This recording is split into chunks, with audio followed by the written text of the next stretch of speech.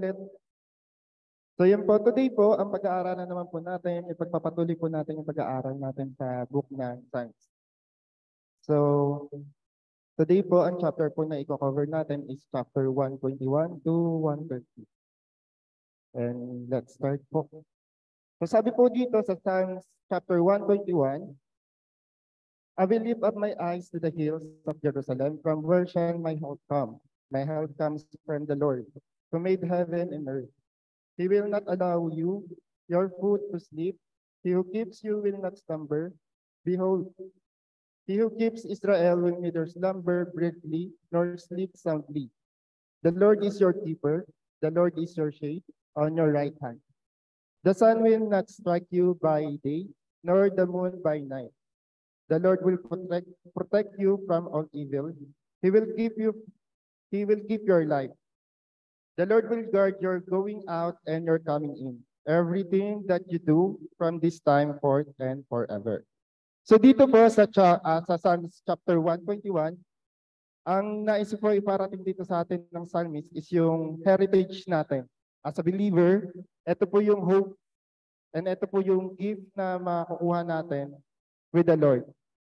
Yung pag nasa midst po tayo ng distress, meron po tayong health, meron po tayong relief na makukuha sa Panginoon. As a believer, it as our confidence when we feel distress. We can always find help to the one who created the heaven and earth because he sees everything.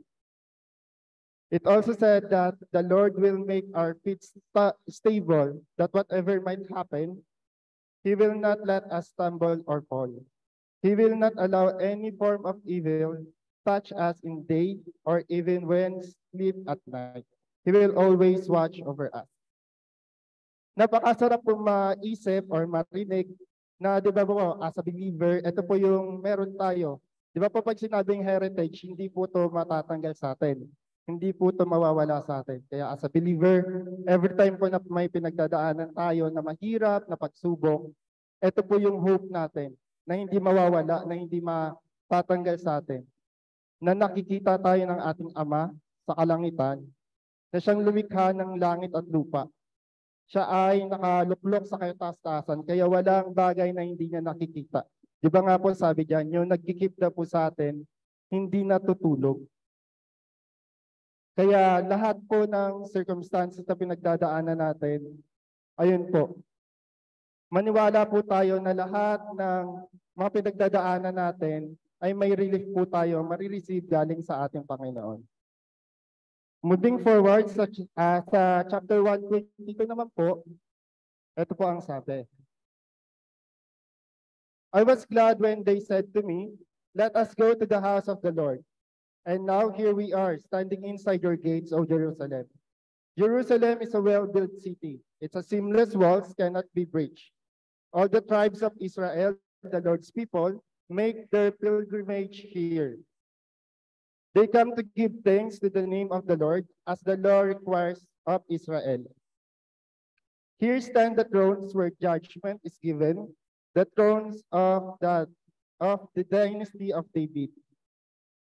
Pray for peace in Jerusalem. May all who love this city prosper. O Jerusalem, may there be peace within your walls and prosperity in your palace.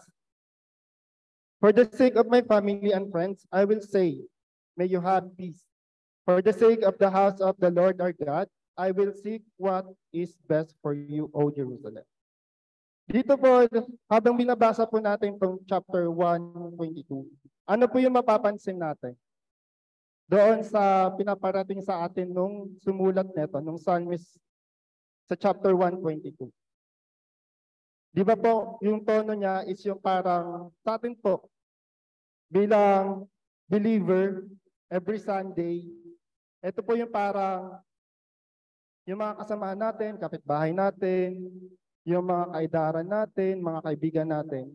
Yung galak na galak sila na pag sinasabi, uy, Sunday na, church na tayo.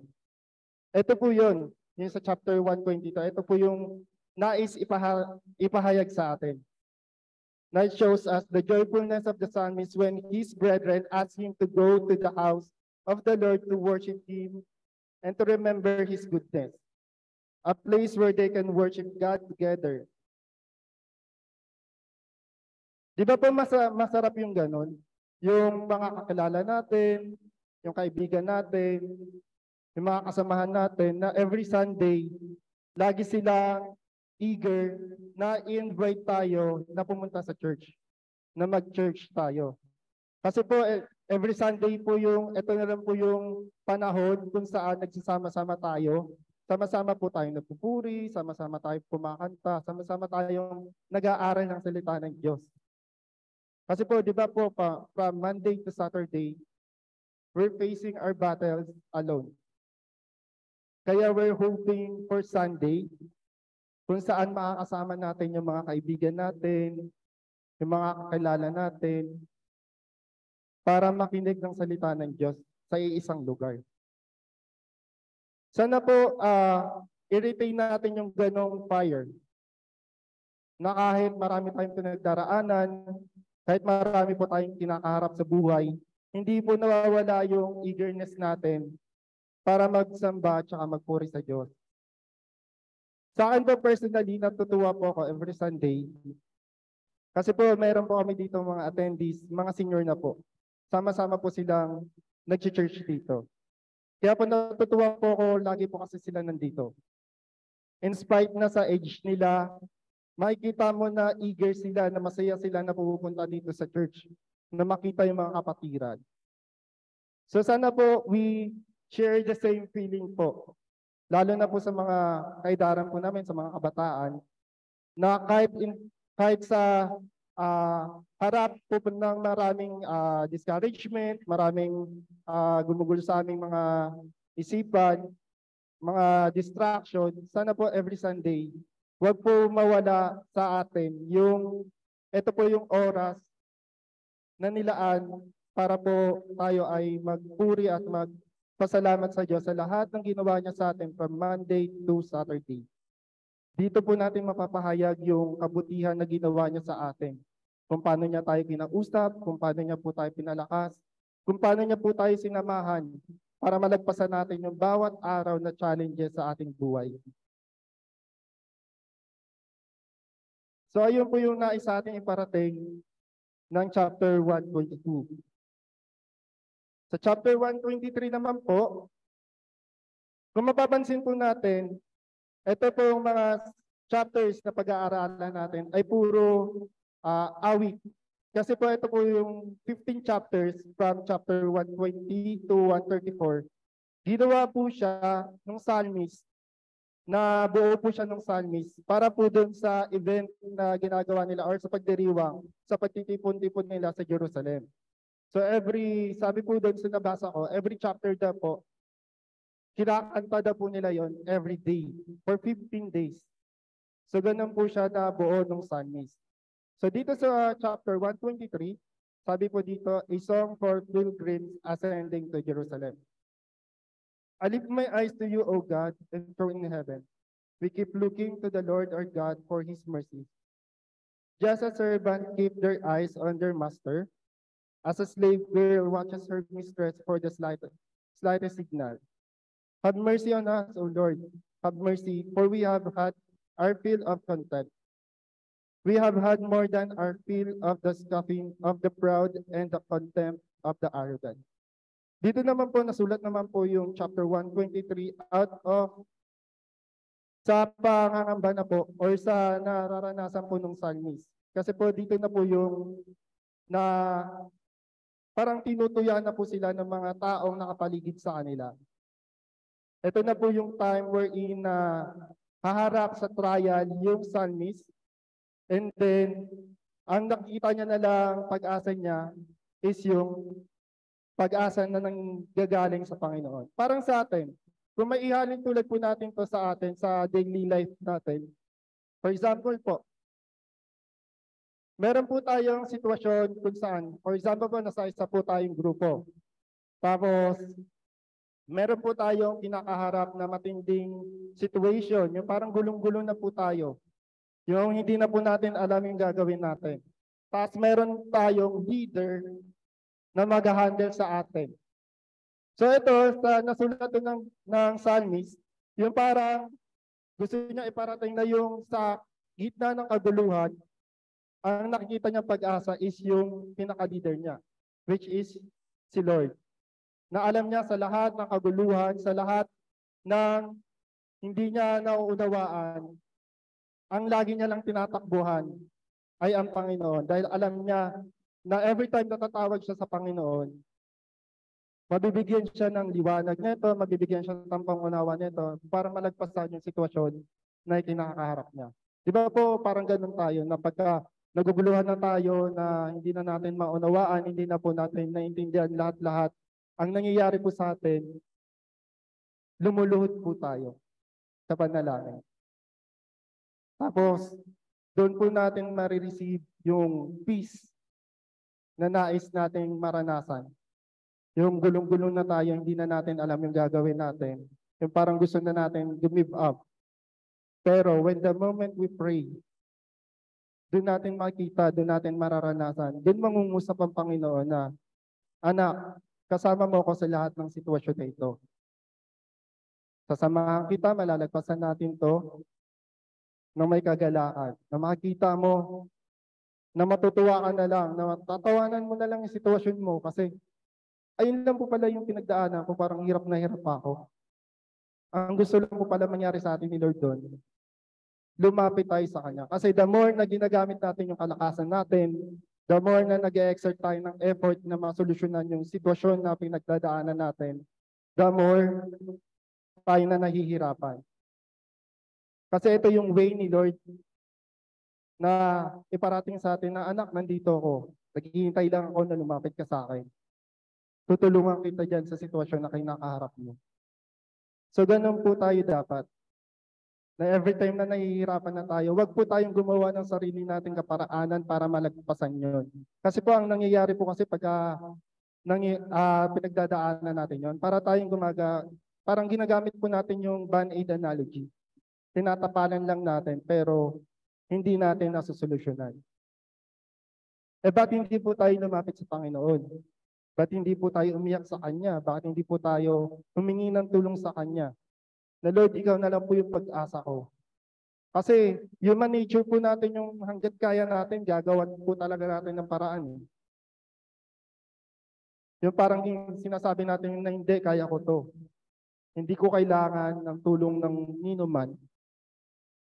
Kaya ang ginagawa po sa atin ni Lord, sinasagat po tayo.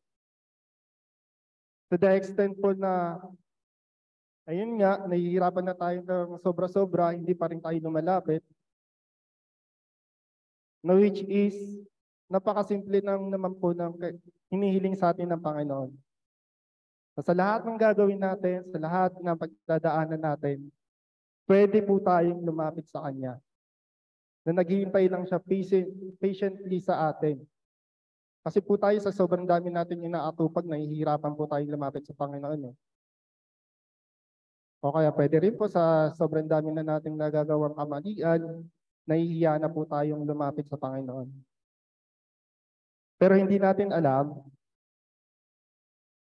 na si Lord kahit gaano kalaki yung kasalanan mo, basta may puso kang mapagkumbaba, kaya mong harapin, kaya mong tanggapin yung pagkakasala mo, yung pagkakamali mo, yung shortcoming mo, nandyan po siya para abutin tayo, natulungan tayo.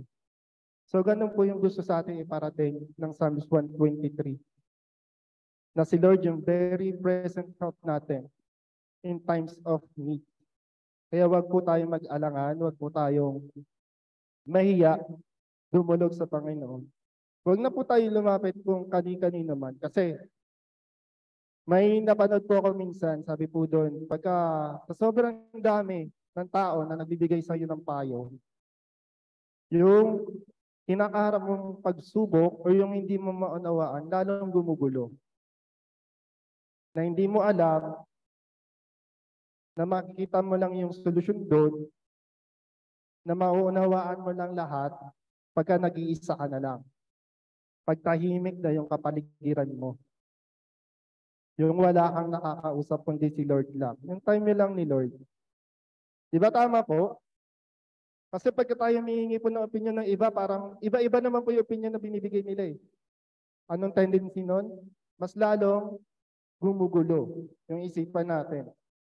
Kasi sa sobrang dami ng suggestion, sa sobrang dami ng opinion, na ito gawin mo, yung pinagdaanan ko to, ito yung ginawa ko.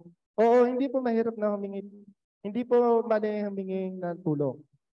Pero sa dami po ng naririnig natin, kapatid, baka po kinukuha na po ni Lord yung attention natin na kailangan tumahimik muna tayo. Na kailangan upo muna tayo, na si Lord lang muna yung kausapin natin, pakinggan natin sa oras na ito. Para po matapos na po yung pinagdadaanan natin, na hindi na po tayo mahirapan. So ganun po yung nais iparating sa atin ni Lord. So moving forward po sa chapter 124, sabi po dito, verse 1, if it had not been the Lord who was on our side, let Israel now say, if it had not been the Lord who was on our side when men rose up against us, then they would have quickly swallowed us alive. When the wrath was kindled against us, then the waters would have engulfed us. The torrent would have swept over our soul. Then the raging water would have swept over our soul. Blessed the Lord, who has not given us prey to be torn by their teeth. We have escaped like a bird from the snare of the fowlers. The trap is broken and we have escaped. Our help is in the name of the Lord who made heaven and earth. The Lord's protection to His people. Ito po yung pinaka-tema nung chapter 124. The Lord's protection to His people. If we continue to follow Him, this is our heritage, His protection. Just like what Isaiah 54:17 says, no weapon that is formed against you will succeed, and every tongue that rises against you in judgment you will condemn. This peace, righteousness, security, and triumph over opposition is the heritage of the servant of the Lord. And this is their vindication for me, says the Lord. Dito po naranasan po ng CRCM itong ganitong sitwasyon po eh. Yung ano po, yung nagsisimula pa lang po itong simbahan natin, itong CRCM dito sa Brixton, marami pong nag-go against dito. Marami pong nagrereklamo, marami pong lumalapit dito to the extent na pinabarangay na po kami kasi daw po maingay daw po kami. Siyempre po, from Monday to Saturday, ito po yung time na nagpa-practice po yung praise and worship ng line-ups. Siyempre po, gumagamit po ng gitara, gumagamit po ng mic. So, ang practice lang po dito is every afternoon from every Monday, Wednesday, and Friday para po sa service ng Sunday. So, dumating po yung situation wherein yung mga kasamahan po namin dito, yung mga karatig bahay po namin dito, nirereklamo na po kami. Sabi daw po, maingay daw po kami, ganyan-ganyan. To the extent po, yun nga po, pinabarangay na po kami. So kami naman po, share ko lang po kung ano po yung nangyari sa situation na yun. Siyempre po, hindi po kami na, na babahala kasi alam po namin, ginagawa naman po namin ito para sa Lord.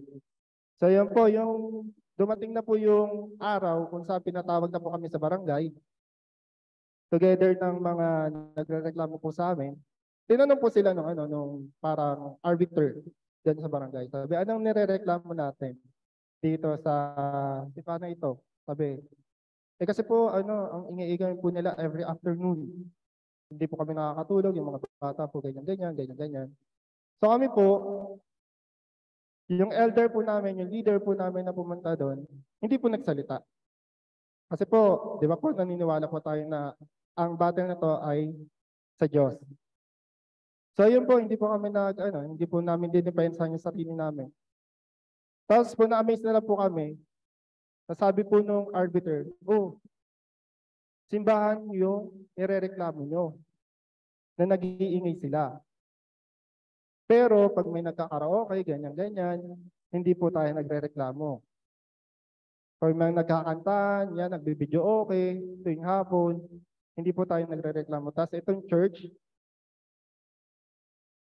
nirereklamo natin pagka nag-iingay sila. Muna po yun sa church eh. May kantahan, may awitan, may tugtugan. Kaya yun po, yung ano po namin noon, yung situation po namin noon, hindi po kami lumaban, pero yung favor po ni Lord, nakita po namin. So ayun po yung heritage na gusto ipakita sa atin ni Lord bilang mga anak niya.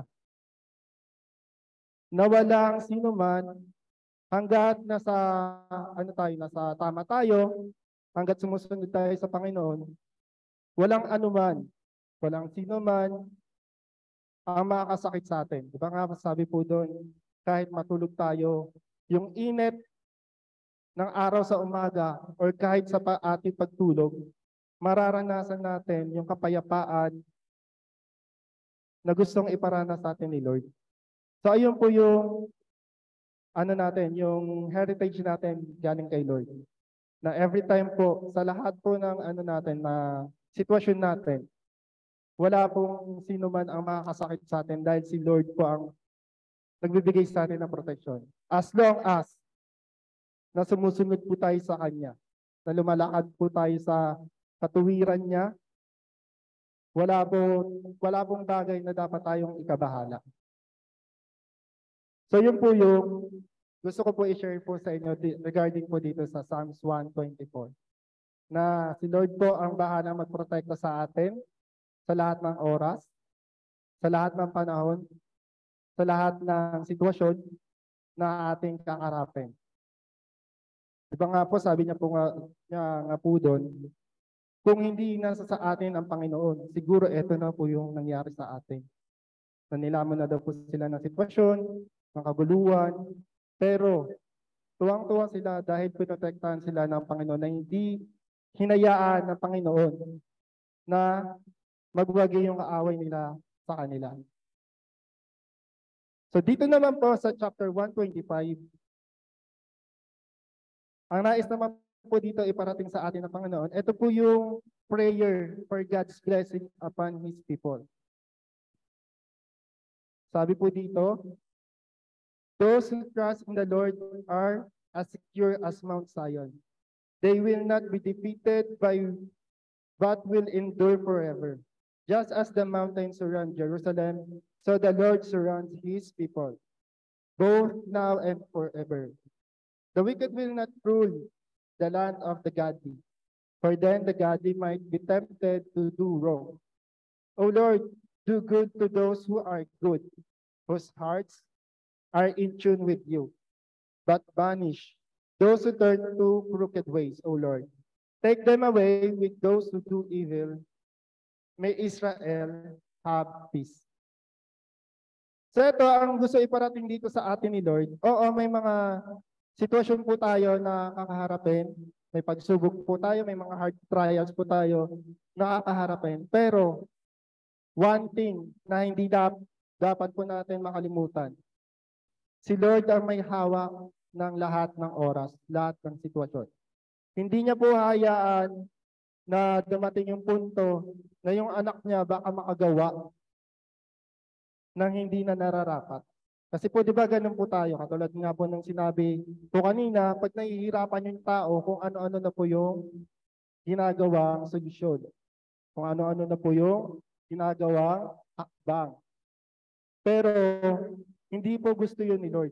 Kaya, ang ginagawa po ni Lord, yung pinagdaraanan natin, ina-cut short niya para hindi na po tayo magkamali. Ayun po yung sabi sa verse 3, sabi dito, the wicked will not rule the land of the godly, for then the godly might be tempted to do wrong. So hindi po iaalaw ni Lord yun na tayo magkamali dahil nahihirapan na po tayo doon sa pinagdaraanan natin. Sa pagsubok na kinakaharap natin. Alam naman po natin na kaya natin to pinagdaraanan. It's either kinokorek tayo ni Lord or inaalaw ni Lord na mangyari to kasi may gusto siya ituro sa atin. Dalawa po yun. Kaya po, sana po magkaroon po tayo ng kakayanan or ng wisdom na i-distinguish po pagka dumadaan po tayo sa may hirap na oras, sa panahon kung saan gulong-gulo tayo, magtanong po tayo kay Lord, Lord, bakit niyo po inalaw na mapagdaanan ko to? May nagawa po ba akong mali? O may gusto po kayong ituro sa akin? Kung may nagawa po tayong mali, isa lang po yung solution doon. Hingi po tayo ng tawad kay Lord. And then, ayun, i-change na po ni Lord yung situation na meron tayo. Kung may tinuturo po sa atin, isa rin po yung solution doon. Hingi po tayo ng lakas ng loob, ng tibay, para mapagdaanan yon at mapagtagumpayan yon. So ayun po ang gusto iparating sa atin ni Lord. Na naman po yung pinagdaraanan natin, hindi ito maglilinger. Kasi alam ni Lord yung yung nature natin. Kapag nahihirapan tayo, may tendency na makagawa tayo na hindi niya na nagugustuhan or hindi na sa kanya nanggagaling. Kumilos na tayo doon sa kapamaraanan na sa atin lang. Tama po ba? So ayun po yung nilalaman ng chapter 125. Dito rin po gusto iparating sa atin ni Lord na He is our very present help in times of need. Makikita po natin yan sa Psalms chapter 46 verse 1. Nakatulad nga po ng paulit-ulit na sinasabi natin. Pag may pinagdadaanan tayo, si Lord ang ating kasagutan. Sa lahat ng problema, sa lahat ng sigalot, si Lord ang ating kapayapaan. Dito naman po sa chapter 126, ay balik po tayo. Patulad po mas maunawaan po natin to doon sa yung chapter 125, sa buhay ni Job. Di ba? Alam naman po natin yung nangyari sa buhay ni Job. Di ba po, masagana to. Prosperous. Pero dumating rin po siya doon sa time ng hardship, kung saan tinanggal lahat sa kanya ni Lord. Inalaw ni Lord na pagdaanan niyo ni Jacob. Para para makita kung ano ba yung kakayanan ni Jacob na i-handle yung ganong sitwasyon. Di ba po dumating sa kaduluduluhan, dumating yung mga kaibigan niya. Tapos doon, sinabi yung wisdom ni Lord na pinagdaanan lang yon para masubok si Jacob. So ganoon rin po tayo. Hindi naman po natapos yung kwento ni Jacob na naghirap siya. Di ba po? Kung ano po yung nawala kay Jacob, binalik, Job, sorry po pala. Yung sa life ni Job, ayun, sa dulo, kung ano yung nawala kay Job, binalik ni Lord sa kanya ng mas higit pa. So ayun po yung gusto sa ating iparating na every time na may pagdadaanan tayo, ayun po yung peace na meron tayo.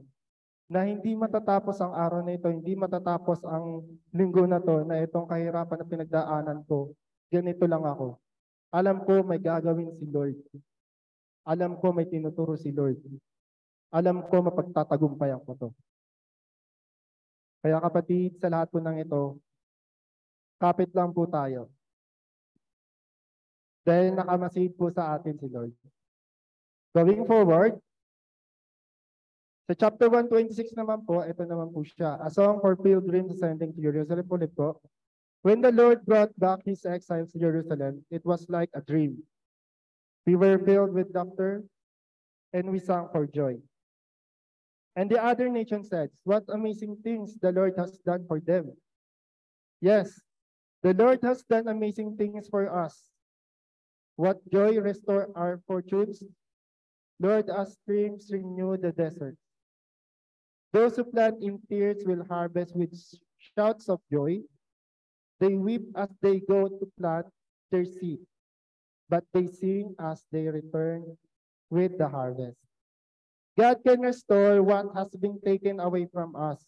He can turn our tears into laughter, our sorrows into joy. Just keep on believing that the Lord has always having your back. We cannot enjoy the taste of winning if we will not be going to experience the taste of being defeated. ayun po yung gusto iparating sa atin ni Lord dito. Na sa lahat ng sakit, sa lahat ng pagsubok, sa lahat ng kahirapan, although nahihirapan tayo, nasasaktan tayo, napanghihinaan tayo, si Lord kaya niya i-turn around yung situation natin. Di ba po? Hindi po natin mararanasan, hindi po natin may enjoy yung katagumpayan kung hindi po tayo natalo. Tama? Hindi po natin masasabing nagbubunyi tayo kung hindi po tayo dumaan doon sa sitwasyon kung saan lugmok na lugmok tayo. Ang gusto lang po sa atin iparating dito ni Lord, sa lahat ng sitwasyon natin, may gusto siya ipakita sa atin. Ito para ma-enjoy natin kung ano man po yung dumaan sa buhay natin. Na yung pagka natatalo tayo, ibig sabihin po nun, pinaparana sa atin ni Lord kung ano yung pakiramdam na nagiging talunan. Para mas ma-enjoy natin pag may pinagtagumpayan tayo. Di ba po parang ganun sa test? Pag bumabagsak tayo, paulit-ulit, once na naipasa natin yung test na yun, ano nangyayari? Di ba tuwang-tuwa tayo? For example, sa school, sa mga quizzes, sa mga test, once na lagi natin na lagi tayo nagkakaroon ng lowest score or mababang score, anong nangyayari? Di ba mas lalo tayong nagiging eager mag-aral, mag-review. Nagsusunog po tayo ng kilay sa gabi para magkaroon po tayo ng mataas na score when the time na duman ulit tayo sa quiz. Pag napasa natin, nagkaroon tayo ng mataas na score, ano nangyayari? Di ba tuwang-tuwa tayo? Ganun po sana natin tingnan yung sitwasyon natin. Na dapat may natututunan tayo sa lahat ng sitwasyon na pinagdaraanan natin. Opo, mahirap sumunod sa Panginoon. Hindi po kasi totoo yung sinasabi nila na pagka naging Christian ka daw, masaya, ganyan, hindi ka daw mahihirapan. Hindi po totoo yun. Pag naging Christian po tayo, marami po tayong pagsubok na pagdadaanan. Kasi ano po tayo eh, i-build up ni Lord yung character natin. Di ba po, hindi naman po tayo mabibuild up kung hindi tayo dadaan sa pagsubok. Hindi tayo matatawag na warrior kung wala tayong battle na pagdadaanan. Hindi po tayo matatawag na athlete kung wala po tayong race na tatakbuhin. Wala naman po siguro tumatakbo sa karera na natutuwa, na hindi nakakaranas ng kahirapan. So yun po, sa lahat po ng sitwasyon na to, meron po siyang ikabubuti sa atin. Di ba po, sabi sa salita niya, all things work together for good to those who love the Lord. Kaya po kung ano man po yung pinagdaanan natin, pagdadaanan natin, ito po yung hope na ating panghawakan. Magiging malakas ako, pagtatagumpayan ka to kasama ang Panginoon. Hindi ako magiging talunan. Bagkus magiging victor ako kasama ng Panginoon. Ito po yung pinaka gusto kong chapter na nabasa dito sa Psalms. Ito po yung chapter 1:27. Sana po kung paano po ako nausap dito ni Lord, sana po ganun rin po tayo. Sana po mangusap rin po sa atin si Lord dito. Sabi po dito, unless the Lord builds the house, the builders labor in vain.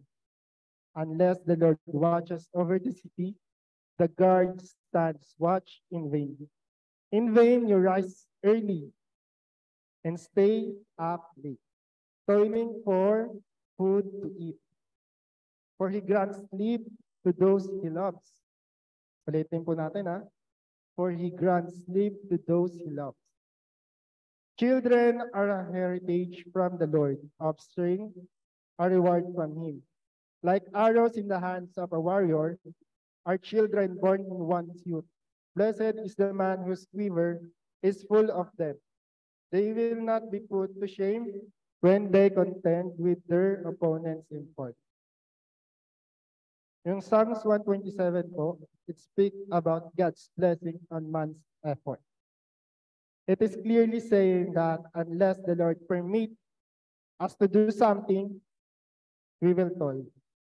Kaya po importante yung nagtatanong po muna tayo sa Lord bago natin gawin yung isang bagay na nais natin gawin. Lord, kalooban mo ba to? Lord, galing po ba to sa iyo?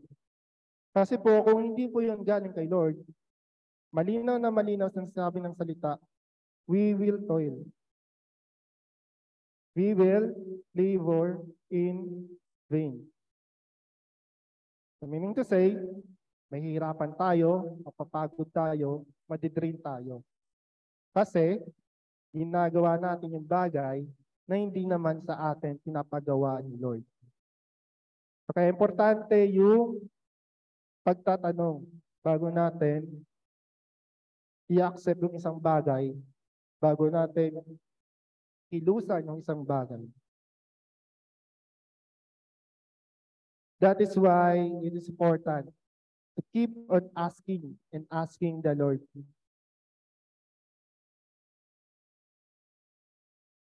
It takes wisdom to build a city, sabi po dun. It takes wisdom to build a city. So di ba po? Wisdom. Kailangan na kailangan natin ng wisdom kasi kung wala tayong wisdom, lahat po ng ginagawa natin, hindi po yun magbe-bear fruit. Hindi po yun magbibigay sa atin ng bunga na kaaya-aya. Parang hindi po tayo magiging successful or feeling fulfilled pag nagawa na natin yung isang bagay. Di ba po meron pong ganun? Kasi po meron na po ako na-experience sa ganun. May ginagawa po ako isang bagay, pero yung natapos po yun, instead na matuwa ako, parang hindi ko po siya na-enjoy. Parang ginawa ko lang siya para matapos. Oo, alam ko yung gagawin ko. Kabisado ko yung gagawin ko. Pero yung natapos ko siya, parang hindi ko makuha. Ba't ko siya ginawa? Ba't ko siya natapos? Yung purpose niya, hindi ko siya makuha. Ibig sabihin, nagawa ko yung bagay na yun na hindi naman pala sa akin pinapagawa. Kasi hindi ako nagtanong kay Lord, Lord, galing po ba ito sa iyo? So sana po tayo, ganun po tayo sa lahat ng bagay, sa lahat ng opportunity na dumadating sa buhay natin. Kasi po hindi po lahat ng opportunity na kumakatok sa buhay natin is galing kay Lord. Kaya matuto po tayong magtanong. Kung sa Kanya po ba ito, i-grab natin. Kung hindi, pag sinabi na hindi sa akin yan, learn to let go. Kasi pag once na ginarab natin yon, we will toil in vain. It is clearly said that sleep is a gift from God. It is the Lord who grants us good sleep. Do not deprive ourselves with this. Ito yung regalo ng Panginoon sa atin eh. Yung makakapagpahinga tayo at the end of the day. Ilang oras po dapat natutulog ang tao? 8 hours? 6 hours? Pag medyo bata-bata ka pa, mas mataas sa 8 hours. Pag in the middle ka, 8 hours. Pagka nasa late age ka na, 6 hours. At least 6 hours po dapat tayo natutulog. Kasi po, binigay po sa atin ng Lord yan eh. Regalo niya po sa atin yan. Kasi yung tulog, medically speaking, pag natutulog po tayo, ayun po yung time ng body natin na i-regain or i-repair yung tissues natin. Kaya kung hindi po tayo matutulog, yung muscles natin, yung tissues natin, hindi po yan na-repair. Kaya ano pong nangyayari? Sakitin po tayo, mabilis po tayo mapagod, kasi hindi po nag-regenerate yung body natin.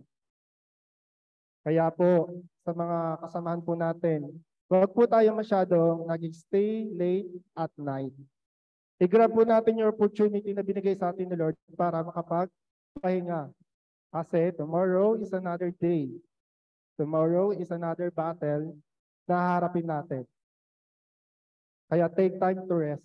Huwag po natin i-deprive yung sarili natin sa pahinga na binigay sa atin ni Lord. Kayo rin po, tried and tested po ito. Pagkapuyat po tayo, ano po nangyayari? Mainitin ang ulo.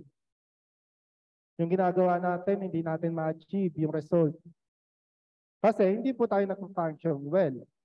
Kaya importante po yung tulog sa isang tao. Sino lang po yung hindi natutulog? Isa lang po ang hindi natutulog. Si Lord po yun. Diyos po ba tayo para hindi matulog? Di ba po hindi? Tao po tayo. Kaya kailangan po natin matulog.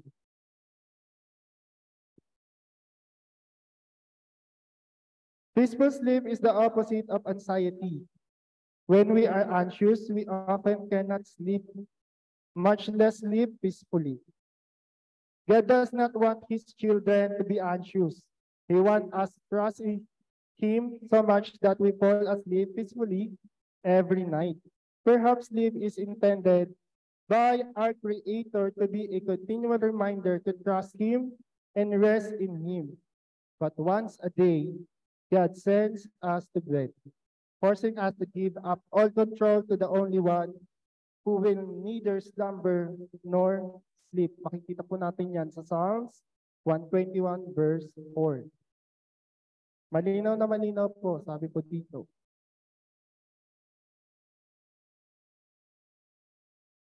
Yung good sleep daw po is counterpart ng anxiety. Di ba po gano'n naman po yung nangyayari? Pag masyado tayong anxious sa buhay natin, sa achievement natin, kung ano man po yung meron tayo, di ba po, nag-stay late at night po tayo.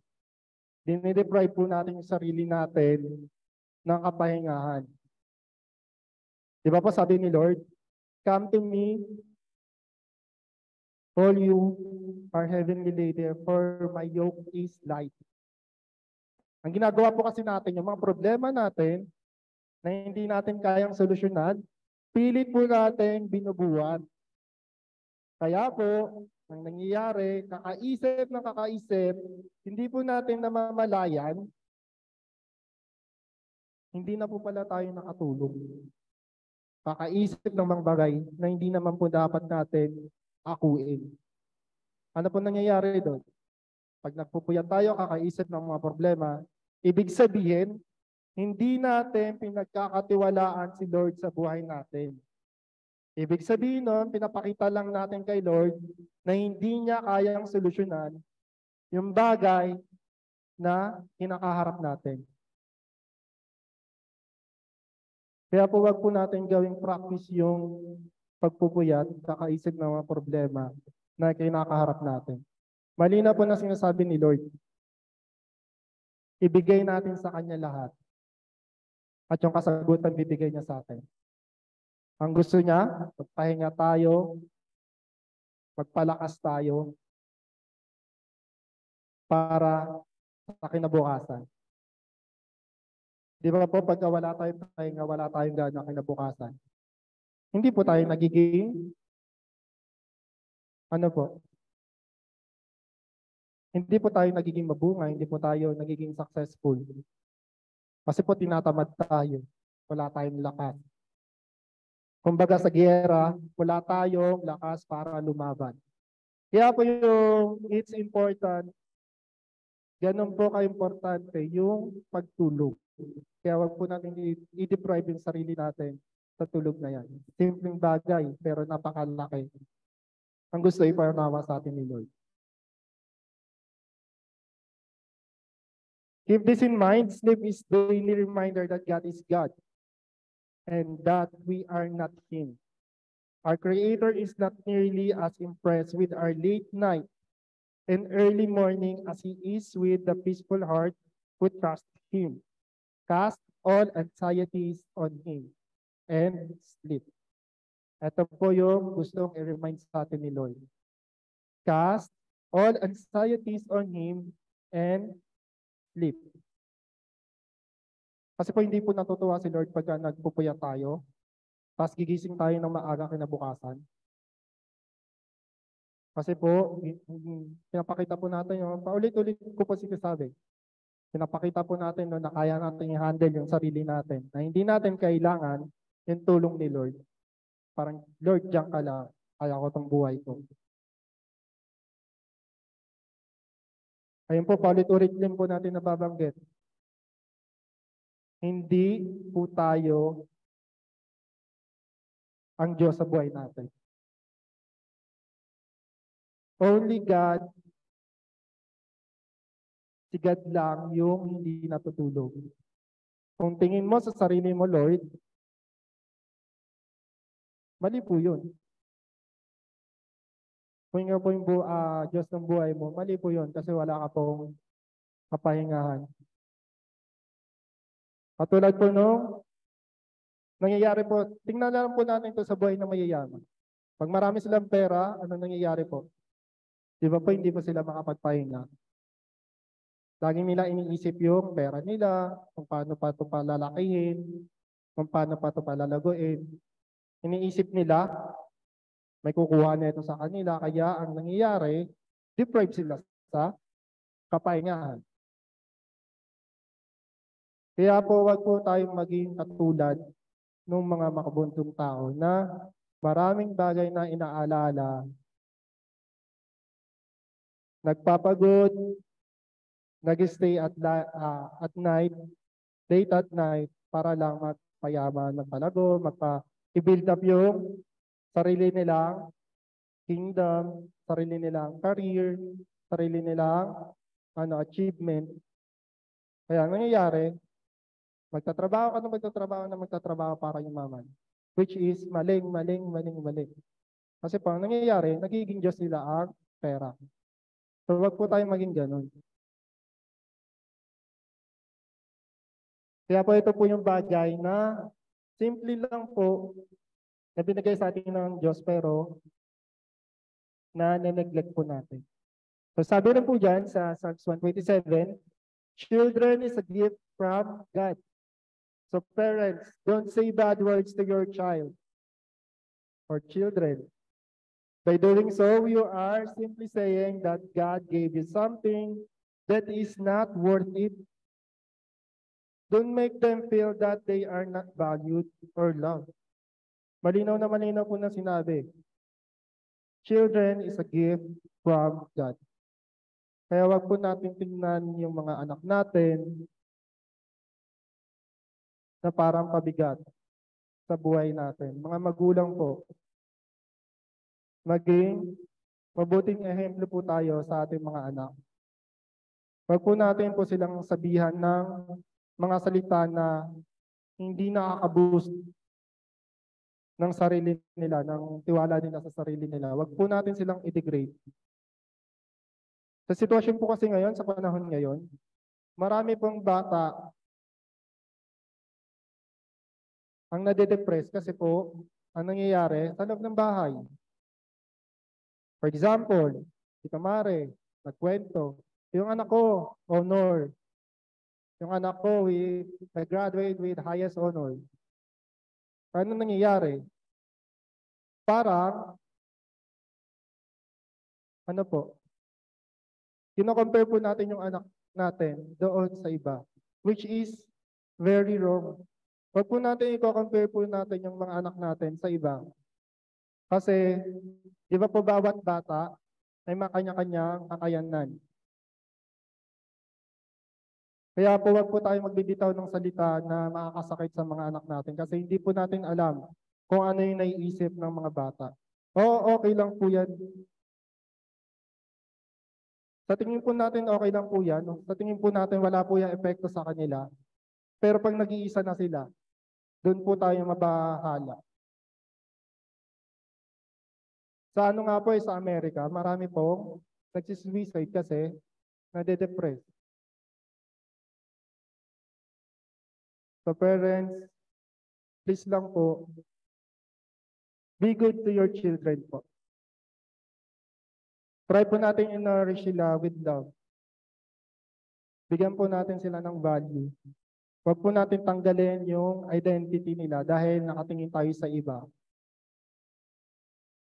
Kaya po importante rin po kung paano tayo, sa mga parents po, importante po kung paano tayo nag-uusap sa loob ng bahay. Kasi po, once na na-adapt po ng mga bata yan, baka po ma-practice po nila yan sa labas ng bahay. So yun po yung gusto iparating na itong Psalms 127 sa atin. Hindi lang po sa mga kabataan na nagpupuyat, kundi sa mga parents rin po kung paano natin ituring, itrato yung mga anak natin. Try po natin silang unawain. Huwag po natin sila sabihan na ang bagal-bagal mo, hinang-hina mo. Huwag po. Tulungan po natin sila mag-excel. Huwag po natin silang i-downgrade. So yun po. Moving forward sa Psalms chapter 128. Blessed are all who fear the Lord, who walk in obedience to Him. You will eat the fruit of your labor. Blessings and prosperity will be yours. Your wife will be like a fruitful vine within your house. Your children will be like olive shoots around your table. Yes, this will be the blessing for the man who fears the Lord. May the Lord bless you from Zion. May you see the prosperity of Jerusalem all the days of your life. May you live to see your children's children. Peace be on Israel. Isa lang po yung gustong iparating o yung tema na itong chapter na ito. Fearful reverence and worship of the Lord brings blessings and bear witness to things are yet to come. Fearful reverence and worship of the Lord. Doon po natin may enjoy yung mga bagay-bagay na binibigay sa atin ni Lord. Kung gusto po natin ng tahimik na pamumuhay sa bahay, harmonious sa loob ng bahay, mahalin po natin po ang bawat isa. Kung may problema po na pinagdaraanan, pag-usapan po sa mahina na boses. Parents, pag may problema po, huwag po natin ipakita sa mga bata. Pwede po natin ito pag-usapan na father and mother lang. Between sa inyo lang po. Kasi po once na marinig po yan ng mga bata, may epekto po yan sa kanila. Kaya try po natin i-undergo yung bata na gano'n in silent or in private po. So yun po ang sikreto para po maging masaya yung buhay natin. Fear of the Lord. Kasi po pagka may ganun po tayo, natatakot po tayong gumawa ng mali. Kasi ganun po kataas yung tingin natin kay Lord. Psalms 129, a song of ascent. They have greatly oppressed me from my youth. Let Israel say, they have greatly oppressed me from my youth, but they have not gained the victory over me. Plowmen have plowed my back and made their furrows long. But the Lord is righteous. He has cut me free. He has cut me free from the cords of the wicked. May all who hate Zion be turned back in shame. May they be like grass on the roof, which withers before it can grow. A reaper cannot fill his hands with it, nor one who gathers fill his arms. May those who pass by not say to them, the blessing of the Lord be on you. We bless you in the name of the Lord. Ito naman po, yung tema naman po nung Psalms 129 is God's triumph over personal affliction. Ito po yung sa sarili natin. Personal affliction. Sabi po dito, yung pinagdaanan po nito ng psalmist, kung paano niya po ito nasulat, kung paano niya po ito nabuo. Ito po yung time wherein yung mga nakapalibot sa kanya, parang tinutuya na siya, parang nililibak na siya, or parang nagbabato na po ng ano sa kanya, ng katuwaan. Parang inaalipos na, parang ganun po. Parang nilalaig siya, ganun. Pero sabi niya po dito, but they have not gained the victory over me. Kasi si Lord yung nagpuprotekta sa kanya. Ano pong nangyari? Sabi po doon, once na nagtitiwala tayo kay Lord, yung mga tao na walang tiwala sa atin or nagpa-plan ng masama sa atin, para daw po silang damo or halaman sa bubungan na hindi nag-flourish. Di ba po kung mapapansin natin sa mga bubungan natin, may mga tumutubo po ng mga halaman. Meron po bang puno na naging malago sa ibabaw ng bubong? Di ba po wala? Kasi po ano po agad siya ng init ng araw. Wala po siyang proper watering.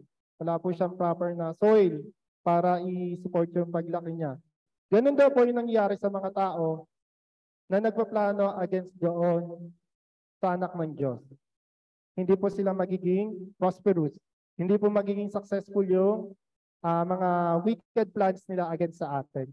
So, ang gusto lang po sa atin parating ni Lord, magtiwala lang po sa Kanya, patuloy tayo magtiwala sa Kanya at patuloy na sumunod sa Kanya. Si Lord na po ang bahala sa atin. Ano man po yung pagdaanan natin, malalagpasan po natin yon ng may katagumpayan. So dito po sa last chapter na pag-aaralan natin, sabi po dito, out of the depth, I cry to you, Lord. Lord, hear my voice. Let your ears be attentive to my cry for mercy.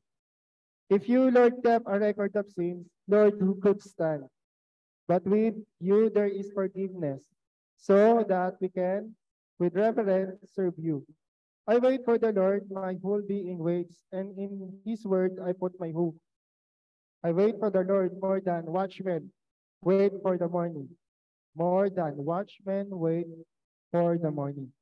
Israel, put your hope in the Lord, for with the Lord is unfailing love, and with Him is full redemption. He Himself will redeem Israel from all their sins. This is a prayer of repentance and the goodness of the Lord. Sinabi po dyan, the Lord kept a record of sins.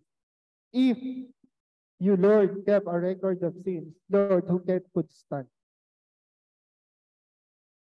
Gusto po iparating sa atin dito ng psalmist na ang ating Diyos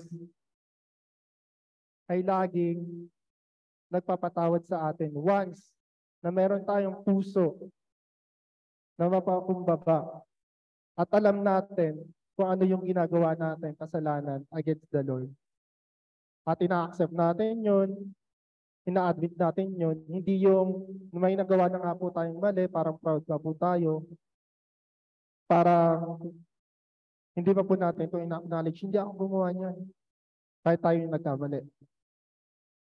So once na may puso daw po tayo mapagkumbaba, na marunong mag-recognize kung ano man yung nagagawa natin against the Lord, hindi niya po i-keep yung record ng sins natin kasi hindi po tayo makakapaglingkod sa Kanya. Wala pong sino man ang makakapaglingkod sa Diyos kung puno po siya ng pagkakasala o kamalian. Lahat po yun malilinis sa pamamagitan ng banal na dugo ni Jesucristo na ating Diyos na tagapagligtas. So ayun po yung gusto sa atin parating ni Lord. Ganun niya tayo kamahal. Ganun tayo ka-importante sa Kanya na kahit gaano maraming shortcomings natin, once we humble down ourselves before Him, once we knew who we are before Him, willing po siyang i-accept tayo. Willing po siyang pagkatiwalaan tayo, willing po siyang tanggapin uli po tayo. So with that po, sa lahat po ng pinag-aralan natin, sana po meron po tayong natutunan at may apply sa araw-araw ng ating pamumuhay. With this po, we ask everyone to pray with me po. Lord God, we thank you po, Panginoon, sa oras na ito, sa natapos namin gawain, Panginoon, kung saan, Panginoon, pinag-aralan namin, Panginoon. Muli, Panginoon, ang iyong salita, Panginoon.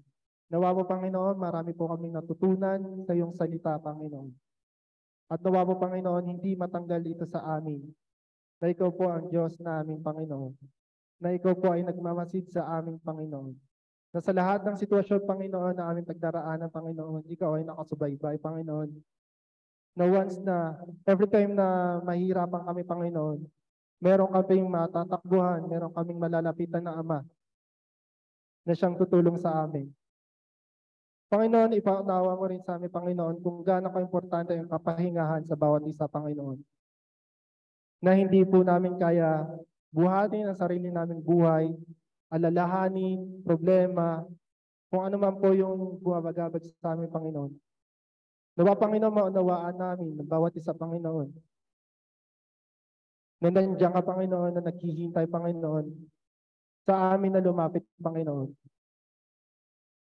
para magkaroon po kami, Panginoon, ng kapahingahan, ng kapayapaan sa aming sarili, Panginoon, sa aming puso, Panginoon, sa aming isipan, Panginoon. Nawa, Panginoon, bigyan mo, Panginoon, ng patuloy na kalakasan ng bawat isa, Panginoon. Na sa ganun, Panginoon, patuloy namin maranasan ang kabutihan mo, ang pagmamahal mo, kung gaano kasaya mabuhay kasama ka, Panginoon. Salamat po, Ama, sa lahat-lahat ng ito, Panginoon. Muli, Panginoon, ikaw lamang po ang aming tinataas. Muli, Panginoon, ang lahat ng ito, Panginoon, lahat ng aming pagdaraanan, pagsubok man po ito, Panginoon, ang katagumpayan, Panginoon. Alam po namin, Panginoon, na ikaw lamang po ang karapat-dapat naming ihayag, itaas, papurihan sa lahat ng ito, Panginoon. Salamat po, Ama, dahil tinuturing mo kaming anak, tinuturuan mo kami araw-araw, Panginoon. Sa lahat ng ito, Panginoon, alam po namin, Panginoon, na ikaw ang Diyos na mabuti, na sa amin ay nag-aabang, naghihintay, nag-aalaga, nagpoprotekta, Panginoon. Salamat, Ama, sa lahat-lahat ng ito, Panginoon. Wala po kami masabi kundi salamat pa, Panginoon. Sa lahat po, Panginoon, na napanghinaan ng loob, bigyan mo sila ng kalakasan, Panginoon. Sa lahat po, Panginoon, na may pinagdaraanan, Panginoon, bigyan mo sila ng kapahingahan, Panginoon.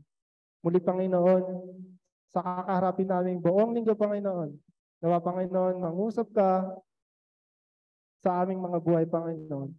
Nawa, Panginoon, patuloy namin marinig ay iyong salita, Panginoon, ang iyong tinig, Panginoon. Nang sa ganun, Panginoon, makita namin, Panginoon, kung paano ka kumilos sa buhay namin sa araw-araw, Panginoon. Muli, Panginoon, pinupuri, pinapasalamatan ka namin, dinadakila ka namin, sa tanging pangalan ng iyong anak na si Jesus, ang lahat ng anak ng Diyos ay magsabi ng Amen. Yun po, thank you po sa lahat po na nakapunta sa ating Sunday service, sa Zoom service. Thank you po. Thank you po, Davao. Thank you po, CRCM Bulacan. Thank you po, CRCM Davao. Thank you, Don. Thank you po, Sister LB. Mami Linda, be safe po. Sister Feli, JJ. Pastor Juby, thank you po. Sister Lori,